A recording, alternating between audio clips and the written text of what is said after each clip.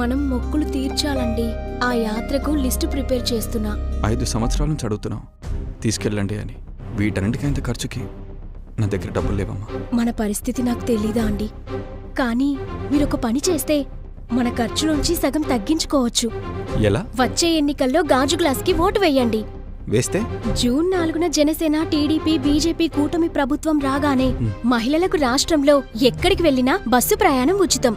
మేము తిరుపతి వెళ్దాం అనుకుంటున్నాం, అన్నవరం వెళ్దాం అనుకుంటున్నాం. మరి మాకైతే ఇప్పటికి వచ్చి ఉచిత బస్సు సౌకర్యం కల్పించలేదు.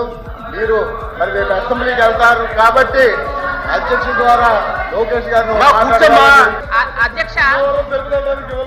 అధ్యక్ష అంటే మహిళల గురించి చెప్పారు కాబట్టి చెప్తున్నాను. మహిళలందరూ గౌరవ ఎమ్మెల్సీ గారి దగ్గరికి వెళ్ళి మాకు అన్నవరం వెళ్ళాలి, తిరుపతి వెళ్ళాలి, బస్సు లేదు అన్నారండి. యాక్చువల్ గా అన్నవరం తిరుపతి బస్సులు ఇస్తామని చెప్పలేదు అధ్యక్ష.